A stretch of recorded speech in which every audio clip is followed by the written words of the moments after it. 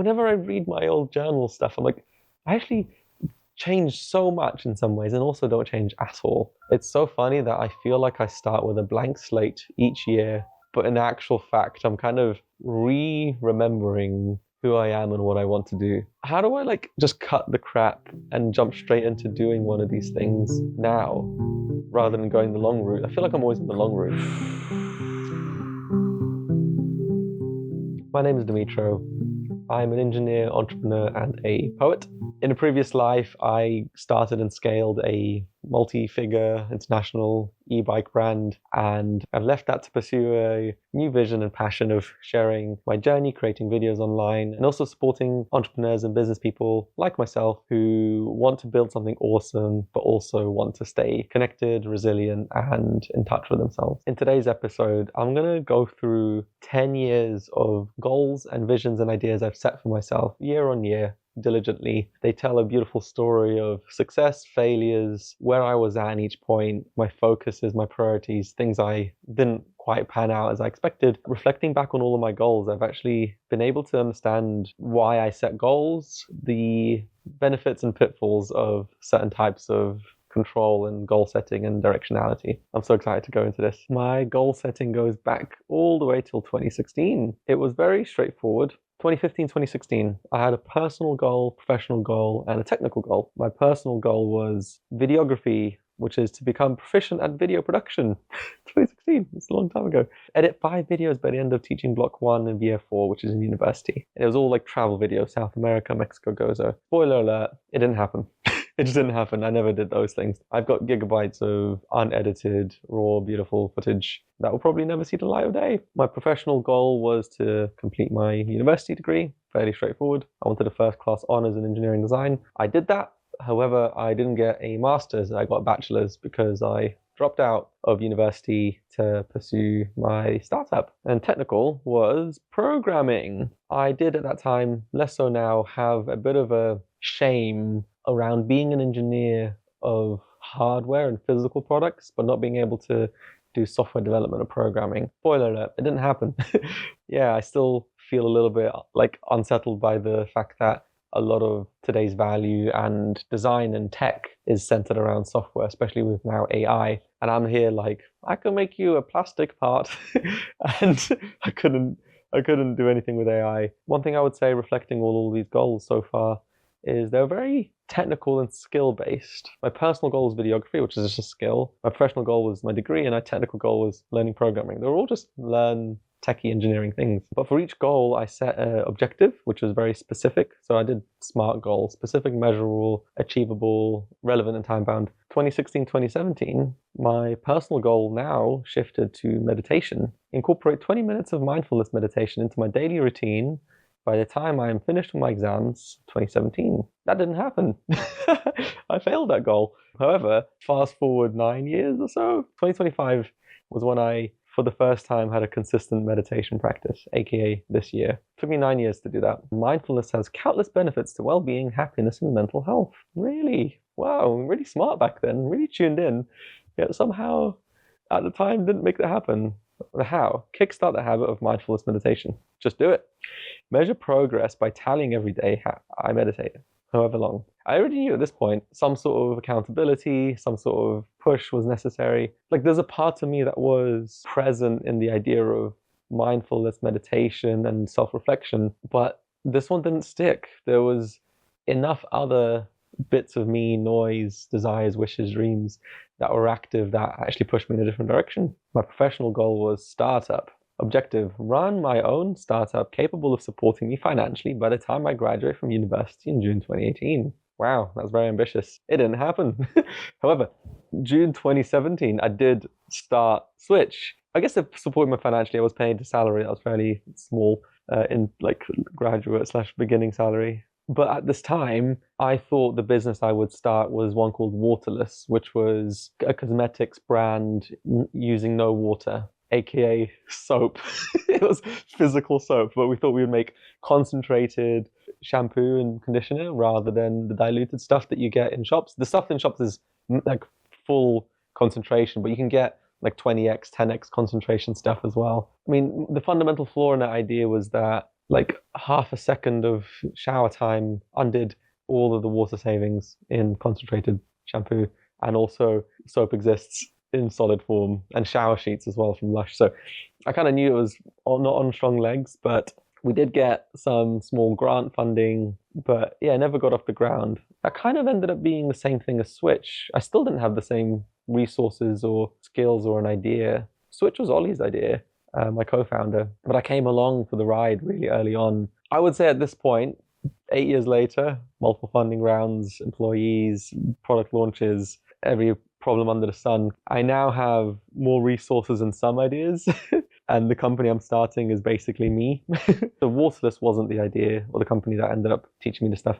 Switch kind of wasn't either, because it's all a vessel for the next thing. And I guess now I'm doing it. But I would argue, based on this logic, I'm also still on the journey of I don't have the resources to start my own thing. And this is just the vessel for the next thing, because that's what usually things are. But it's pretty clean and simple. 3 goals per year. That's 2016, 2017. 2018, my personal one turned into learning conversational Chinese. The reason for this was I was spending quite a significant portion of my time and life in China with factories, because at this point, Switch had started. I was doing the design, product, and manufacturing and engineering, and that meant visiting China quite frequently. And I was stuck in this position where I would be doing business in China using no Chinese. I would be using pictures, diagrams, basic English, and also a self-developed dialogue of ums or ums. So the language was good.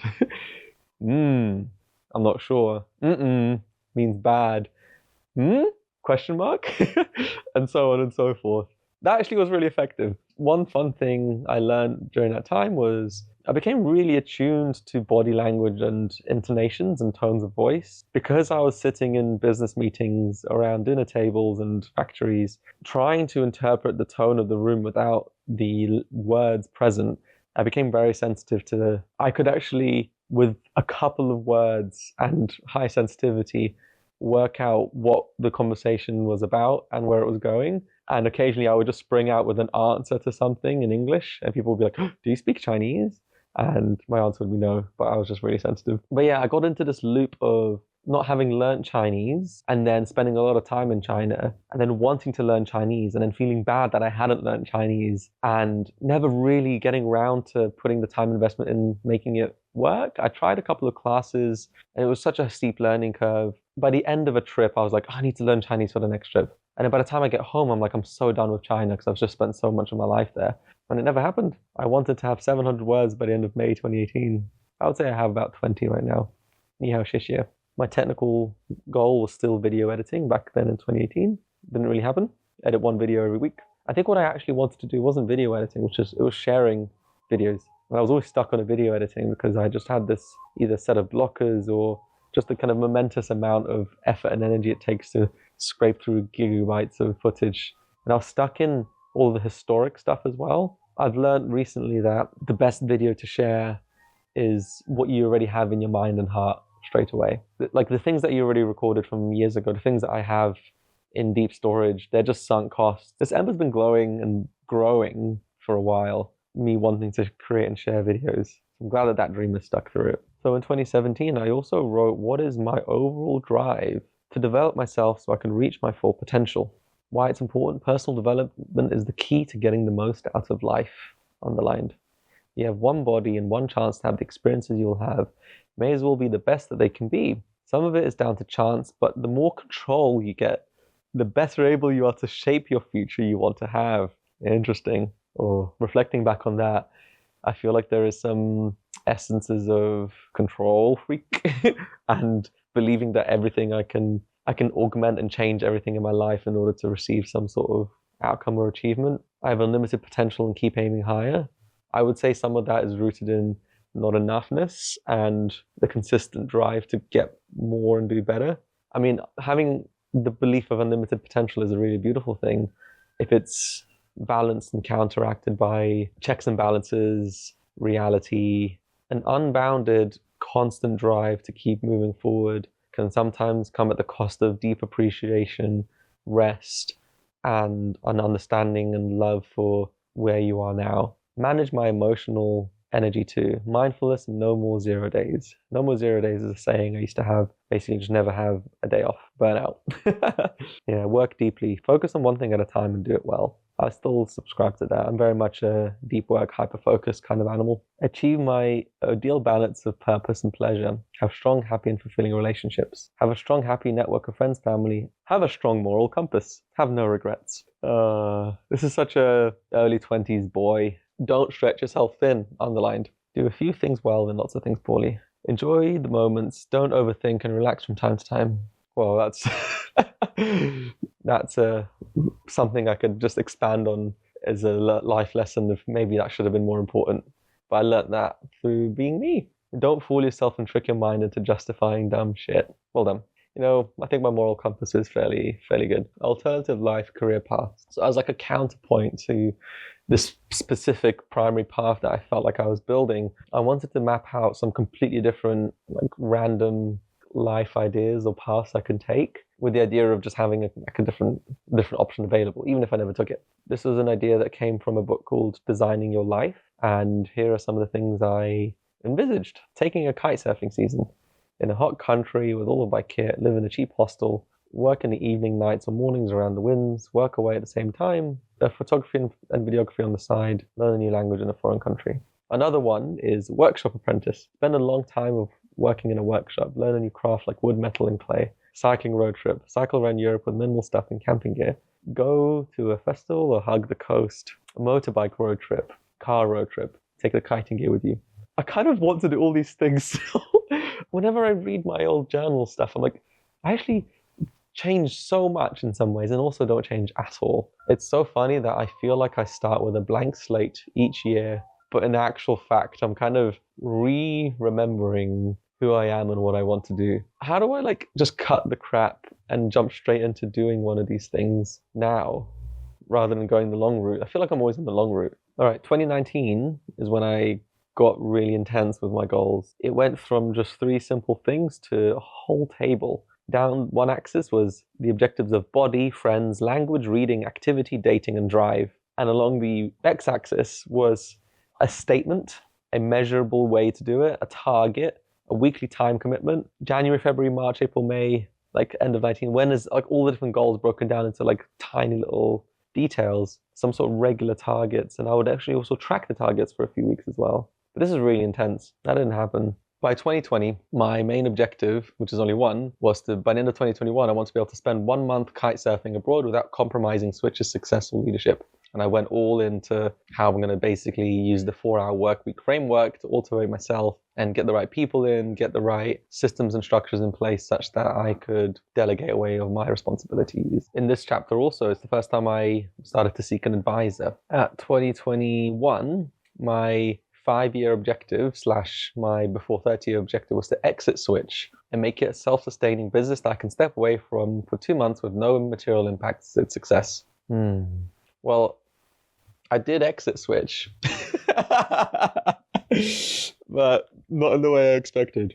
I think I had some sort of idea or expectation that I would have a big financial upside and positive outcome. That's not how it happened. But I think there was some part of me at this point, but also now definitely that knew it was time to move on to something else. And actually the way in which we were working and also the way in which I was relating to it was unsustainable. So 2022, I was still very much in a control everything mindset, but it was a bit more balanced. I was applying my engineering intensity to a more broader set of goals and skills, which included well-being, sleep, fitness, eating, love and friends, meditation, Switch, and reading. Interestingly, I've stopped doing SMART goals. I've started to implement a bit of a bronze, silver, and gold mentality. I would work out what gold would be, which is sleep 7.5 hours a day. Silver would be wake up before sunrise, and bronze is just to track my sleep. The intention of that was so that even if I'm not reaching the actual fullest of the milestones, I'm still motivated by some level of progress. So it's not all or nothing. 2023 is an interesting one. I actually had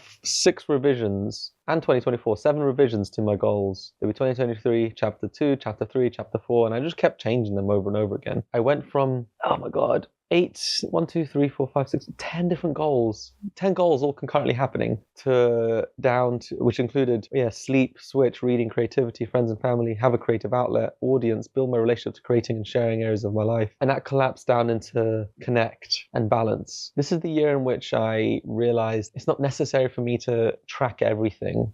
It's not necessary for me to control everything. I'm already in the habit of staying fit and healthy through movement and exercise and daily practice. There wasn't a necessary need to have that be something written and controlled and measured. I just focused on the things that mattered to me and things that I wanted to change in my life and let everything else just run a natural course. I also tried not having a goal. I spent 2 months without any goals, just a direction and vague effort. And I wrote down here, I don't like it. I need ambitious goals and I need to want. I should enjoy the journey, not the destination. But without a destination, you can't be on a journey. On my burnout recovery journey, I made an experiment to take my foot off the gas and just see what would happen if I did nothing and didn't aim so hard and not push myself too hard. And I recognized that actually some level of stress and growth is needed, else I feel a bit aimless and not like I'm moving anywhere. But too much is then too much as well. April 2023, I burnt out again. Haha lol, pushed too hard. Things fell apart in Taiwan, didn't manage stress levels. Ecstatic dance retreat helped a lot. Extra week off helped a lot too. I found a newfound perspective. I was not finished. I still have a lot to learn, still day zero, but starting from a better place this time. So December 2022 was when I started to think about things like silent retreats and herbal medicine retreats and consider my life a bit more holistically. I've got a wheel of life and dimensions of well-being, which include emotional, intellectual, physical, social, environmental, financial, spiritual. Okay, this is the broadening of my goal setting system. And when I realized that actually a lot of my previous goals were very asymmetric and one-sided, like centered around career or achievement rather than some sort of holistic balance. Literally stopped setting goals, reduced the level of intensity for everything, then started again, burnt out in April, and then came back from that with connect, balance, and explore. And then that disappeared and it was just connect and balance. Grow my connection with myself and others, listen to and manage my levels of stress, maintain balance between different parts of my life and myself.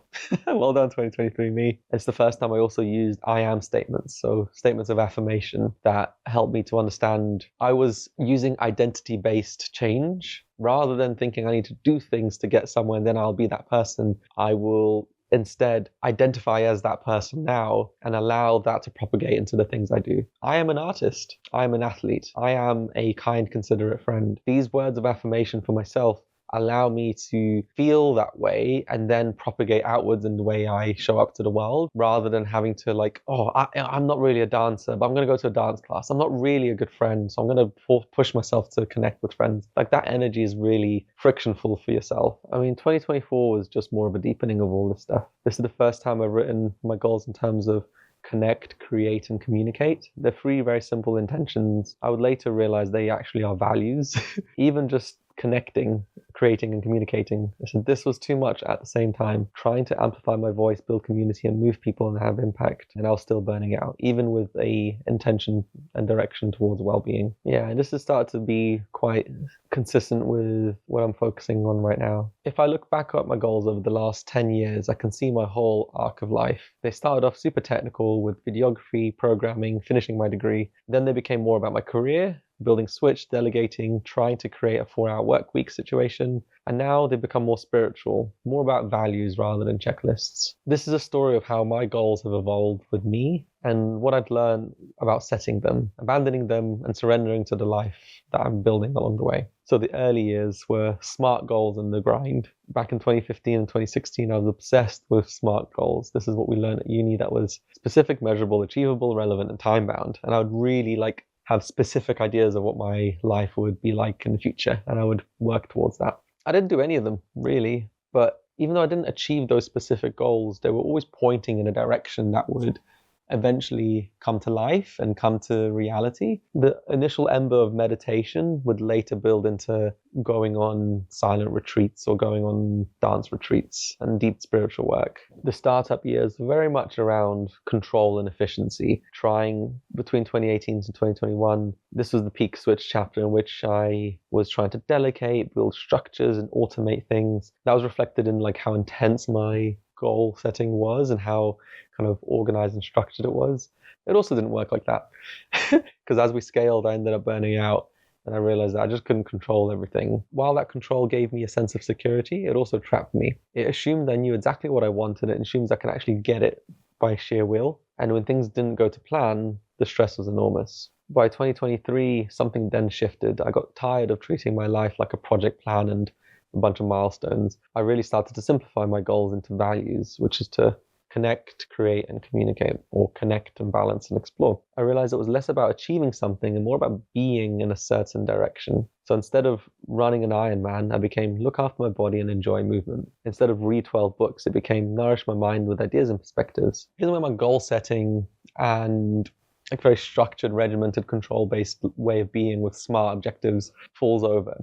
I never thought that my life would look like it does now a year ago, or 5 years ago, or 10 years ago. In this aim of controlling and trying to get to an objective, I'm leaving my future into the imagination of my mind, which is actually really limited. My mind can only imagine some sort of incremental, vague difference between what I am now and what I will be in the future, and it doesn't leave a lot of openness to surprise and new opportunities that come up. I will still set intentions and goals, but I'm also leaving space for the unimaginable. I'm trying to open up the surface area of my life. Surface area is a term I use to describe like the unexpected opportunities that interact with my being. If I just work from home every day and go to the same cafes and stay in a certain pattern, that has a certain amount of surface area and opportunities for unexpected. If I work from co-working places, meet friends, go to community gatherings and interact with the world, share videos online, that increases the surface area of my life and also increases the potential for something unexpected to happen. In the unexpected comes more data points for things I like and don't like. That will then lead me to realizing this and then meeting this person, and like life unfolds in a much more beautiful way that way. Life is really uncertain. Things will happen to you that you have no control over. Things will happen to me that I couldn't predict. Some things like that are very unfortunate and challenging as well. Trying to predict my way into the future and control it, it's not going to work. How I relate to that could be terrifying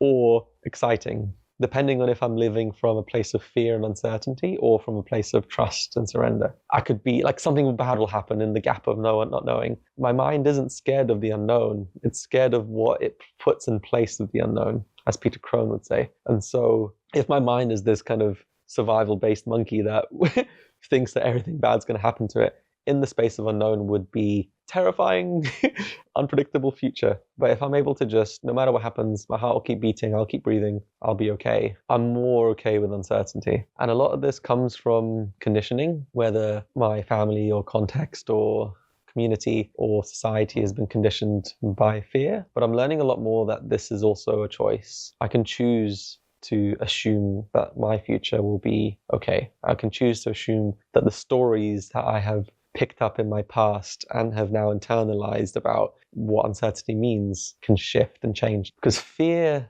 doesn't stop me from dying. Fear stops me from living. I love that saying. Thanks, Peter Crone. Goals are actually a lot less about the destination, whether or not you reach them, and more around the direction in which you're traveling. My direction has been fairly consistent throughout, with small deviations and pivots as I learn new information. And the less I try to predict and plan and control, the more surprising and beautiful my life has become. And the best goals that I found are consistent values that I can live by rather than goals that I can tick off.